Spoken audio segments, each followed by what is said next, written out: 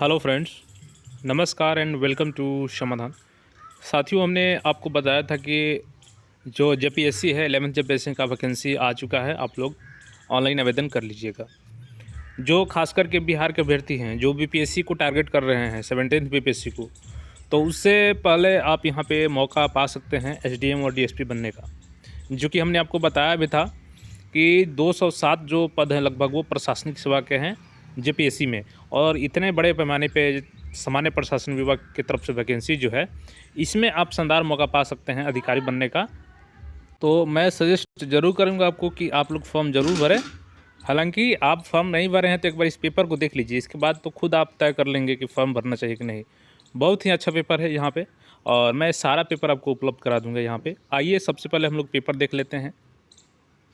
जैसा कि हमने आपको सिलेबस बताते समय बताया था कि इसमें 2 पेपर होता है प्रीलिम्स का, GS1 और GS2। तो GS1 होता है, इसमें सारा आपका स्पेसिफिक होता है कि आपका मॉडर्न से 5, मिडाइवल से 5, और यहाँ पे 10 से 5 क्वेश्चन पूछा जाएगा।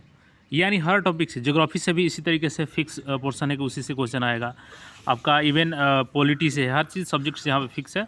और एक GS2 होता है जो झारखंड स्पेशल होता है, तो उसके लिए थोड़ा सा आपको मेहनत करना होता है। सबसे पहले हम लोग 2021 का ये जो पेपर है GS1 का देख लेते हैं, देन GS2 का देखेंगे। इसमें आपको 100 क्वेश्चन सॉल्व करने रहते हैं। टोटल 200 मार्क्स मिलता है और 2 घंटे का समय मिलता है। यहाँ पे डायरेक्शंस दिए रहते हैं। अब जैसे कि देखेंगे यहाँ पे क्वेश्चन, तो देखिए मात्र इसमें एक क्वेश्चन जो है वो कूट करके दिया गया है, बाकी सभी सिंगल ही दिए गए हैं। अब जैसे इसमें जो दूसरा क्वेश्चन देखेंगे तो ये है आपका कि निम्न में से किस क्षेत्र में जल का उपयोग भारत में सर्वाधिक होता है।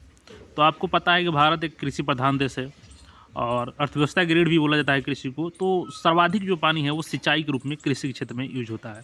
तो इसका राइट आंसर बी हो जाता है। इसी तरीके से देखेंगे यहाँ पे, तो दिया गया है क्वेश्चन कि 2011 की जनगणना के अनुसार यहाँ पे भारतीय राज्य में ऋणात्मक जनसंख्या वृद्धि दर दर्ज की गई थी। एकमात्र नागालैंड ऐसा राज्य था जहाँ पे आपका जो जनसंख्या वृद्धि दर पॉजिटिव ना होकर के ऋणात्मक था। अगला जो इसमें क्वेश्चन है आपका कि भारतीय जनगणना 2011 के अनुसार निम्न में से किस भारतीय राज्य में नगरों की संख्या सर्वाधिक है। तो देखिए ऐसे तो हमको जहाँ तक उम्मीद है कि तमिलनाडु होता है, क्योंकि उसमें 721 होता है, लेकिन इसमें तमिलनाडु ऑप्शन नहीं है। तो 648 लगभग होता है उत्तर प्रदेश। तो आई थिंक उत्तर प्रदेश ही इसका आंसर हो जाना चाहिए। एक बार इसको आप लोग चेक कर लीजिएगा। उसके बाद देख सकते हैं यहाँ पे आर्टिकल से भी क्वेश्चन दिए गए हैं, और 22 आर्टिकल्स दिए गए। इसके बाद नेक्स्ट जो क्वेश्चन है वो भी यहाँ पे देखेंगे तो आर्टिकल से ही दिया गया है। अब इसमें है कि निम्नलिखित में से कौन सा राज्य विधानसभा में आंग्ल भारतीयों के प्रतिनिधित्व से संबंधित है। हालांकि अब इसको हटा दिया गया है, लेकिन 333 के तहत ये राज्य में आंग्ल जो इंडियन होते थे उनको यहाँ पे प्रतिनिधित्व दिया जाता था। और 331 के तहत आपको पता है कि लोकसभा में दिया जाता था। दोनों को समाप्त कर दिया गया है। अब यहाँ पे देखेंगे एक कथन दिया गया है कि यह किसने कहा कि न्यायिक सक्रियतावाद को न्यायिक जोखिमवाद नहीं होना चाहिए। तो देखिए एक सामान्य पब्लिक इवेंट में अपने भाषण में न्यायमूर्ति जो एस आनंद थे, इन्होंने ही कहा था कि जो न्यायिक सक्रियतावाद है उसको न्यायिक जोखिमवाद नहीं होना चाहिए। इन्होंने कहा था कि लोगों के न्याय के प्रति जो न्यायाधीश है उनको जो न्याय के प्रति है आत्मचौकस और आत्म अनुशासित होना चाहिए। और न्यायिक जो सक्रियतावाद है एक तरीके से गतिशीलता प्रदान करता है न्यायिकता को। तो अब यहाँ पे आएंगे हम लोग, और यहाँ पे देख सकते हैं क्वेश्चन एक कूट वाला है। दूसरा जो क्वेश्चन है यहाँ पे आगे इसी तरीके से यहाँ पे कूट वाले क्वेश्चन मिलेंगे, फिर सिंगल क्वेश्चन है यहाँ पे।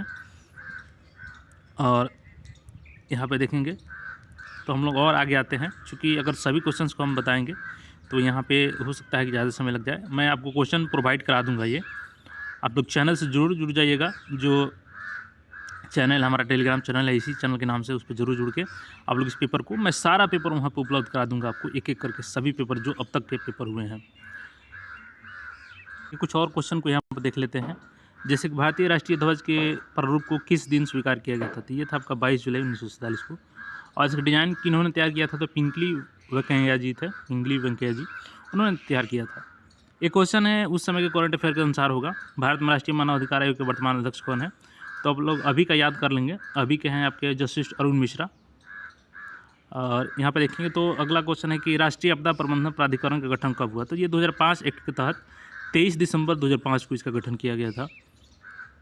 और भारत में वायु परिवहन कब प्रारंभ हुआ, तो देख सकते हैं 1912 होगा, लेकिन इसमें ऑप्शन है नहीं, तो ऑप्शन है नहीं तो 11 हो सकता है कि सही हो जाए, चूँकि जहाँ तक हमको लगता है कि 12 होता है, तो ऑप्शन तो है नहीं। चलिए इसको छोड़ देते हैं। अब यहाँ पे देखिए टोडा जनजाति मूलतः कहाँ निवासित करती है, तो देखिए इसका आप लोग ट्रिक याद रखिएगा, टी से टोडा, टी से तमिलनाडु। तमिलनाडु में सबसे अधिक इसकी जनसंख्या पाई जाती है। और देखिए भारत में उचित पारिस्थितिकी संतुलन बनाए रखने के लिए कितनी वन आच्छादित भूमि होने की सिफारिश की गई है, तो इसमें कितना है, 33% किया जाता है। राइट आंसर इसका 33 हो जाता है।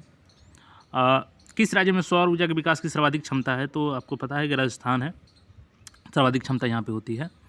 और इसके बाद से यहाँ पे देखेंगे तो भारत में सर्वाधिक जनजाति कौन सी पाई जाती है, तो यहाँ पे देख सकते हैं कि भील पाई जाती है।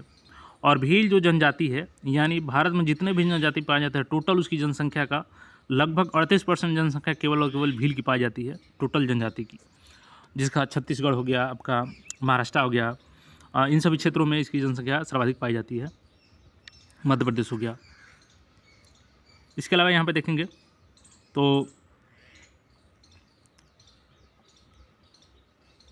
इसके कुछ क्वेश्चन को हम लोग देख लेते हैं। जैसे कि 93 नंबर क्वेश्चन देखेंगे तो निम्नलिखित में से किस ने भारतीय प्रांतीय स्वायत्तता शुरू की, तो देखिए जो 1919 का अधिनियम आया था, इसमें भारतीय प्रांत की स्वायत्तता को ख़त्म कर दिया गया था।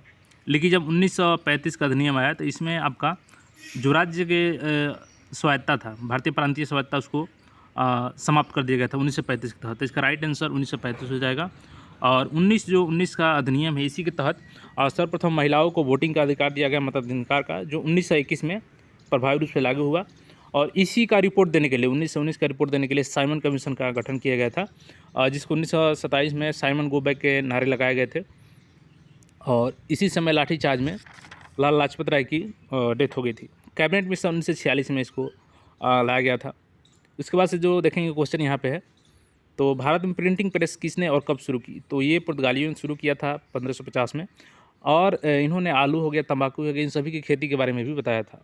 तो देखिए जो भी ऑप्शन है, आप प्रीवियस क्वेश्चन क्या करेंगे कि पहला आंसर उसका देखेंगे और जो उसके सारे ऑप्शन है उसके आसपास के सारे क्वेश्चन को आप लोग कवर कर लेंगे, तो प्रीलिम्स में अच्छा खासा आपका स्कोर होगा। अगला जो यहाँ पे देख सकते हैं कि निम्न में से कौन सा भारतीय राज्य भूटान के साथ सीमा नहीं बांटता है, तो देखिए अरुणाचल प्रदेश इसका लगता है, असम का भी लगता है, सिक्किम का भी लगता है, लेकिन जो बिहार है इसका केवल और केवल नेपाल से रखता है अंतर्राष्ट्रीय बॉर्डर, भूटान से इसका नहीं लगता है। तो राइट आंसर इसका हो जाएगा डी, कि बिहार का नहीं लगता है। उसके बाद से यहाँ पे देखेंगे तो देखिए इनसेट क्या है, तो ये एक मौसम विज्ञान संबंधित उपग्रह है। और यहाँ पे देखेंगे तो निम्नलिखित में से, चलिए इसको छोड़ देते हैं। अब देखिए 99 नंबर क्वेश्चन है, भारत में निम्न में से किस तटीय प्रदेश में उत्तर पूर्वी मानसून होता है, तो देखिए उत्तर पूर्वी इसको लौटते हुए मानसून भी कहा जाता है। और नवंबर दिसंबर के समय में ये बारिश होती है, जो कि कोरोमंडल तट पर होती है, तमिलनाडु के क्षेत्र में होती है इसकी भारी वर्षा। और कभी कभी बाढ़ भी आ जाता है चेन्नई वगैरह में, इससे देखते होंगे आप, अभी हाल फिलहाल में बाढ़ भी आया था वहाँ पर। अब देखिए एक क्वेश्चन दिया गया है कि निम्नलिखित में से कौन सा कथन पृथ्वी की गति के संबंध में सत्य है। देखिए पृथ्वी अपने धुरी पर पश्चिम से पूरब की ओर घूर्णन करती है, तो पश्चिम से पूरब की ओर घूर्णन करती है, ये तो सही कथन है। अगला इसमें देखेंगे कि कारण मौसम परिवर्तन होता है। देखिए अब यहाँ पे क्वेश्चन सही होते हुए इसको गलत कर दिया है, क्योंकि ये केवल दिन रात परिवर्तन होता है, इससे मौसम परिवर्तन नहीं होता है। पृथ्वी के सूर्य के चारों ओर चक्कर लगाने के कारण धरती पर रातों दिन होते हैं, तो देखिए ये भी क्वेश्चन गलत है, ये भी स्टेटमेंट गलत है, क्योंकि चारों ओर चक्कर लगाने से दिन रात परिवर्तन नहीं होता है, जबकि साल में परिवर्तन होता है और मौसम परिवर्तन होता है। तो यहाँ पे दोनों कथन आपका गलत हो जाता है, डी नंबर आंसर हो जाता है इसके अनुसार। ये हो गया पेपर 1, आप लोग इसको देखिएगा, हम टेलीग्राम पे डाल देंगे, वहाँ से ज्वाइन कर लीजिए। GS2 को यहाँ पे देख लेते हैं, तो देख लीजिए यहाँ पे GS2, इसमें भी 2 घंटे का समय मिलता है, और ये भी आपका 100 क्वेश्चन होता है 200 नंबर का। हालांकि ये झारखंड स्पेशल है, तो मेरा भी इसमें मैं नहीं बता सकता हूँ, इसको एक बार दिखाता हूँ आपको, आप लोग तैयारी अच्छे से कर लीजिएगा। प्रीवियस ईयर क्वेश्चन भी कर लेते हैं आप अगर झारखंड स्पेशल का, और एक पतला सा बुक आता है इसका झारखंड स्पेशल, उसको पढ़ लीजिएगा तो आपका हो जाएगा। और कुछ यूट्यूब के माध्यम से आप देख सकते हैं। और सारे पेपर में अभी तक जो JPSC का पेपर हुआ है, GS1 GS2 सभी को अपलोड कर दूँगा टेलीग्राम पर, आप लोग देख लीजिएगा। और मेंस का क्वेश्चन भी जल्द ही प्रोवाइड हो जाएगा, तो इसके लिए भी चैनल से आप लोग जुड़ जाइए, टेलीग्राम और यूट्यूब दोनों को सब्सक्राइब करके जुड़ जाइए। बाकी अपडेट्स के लिए फिर से मिलते हैं और फॉर्म को ज़रूर भरिए। बाकी आपका क्या राय है इस पे कमेंट ज़रूर करिए। धन्यवाद।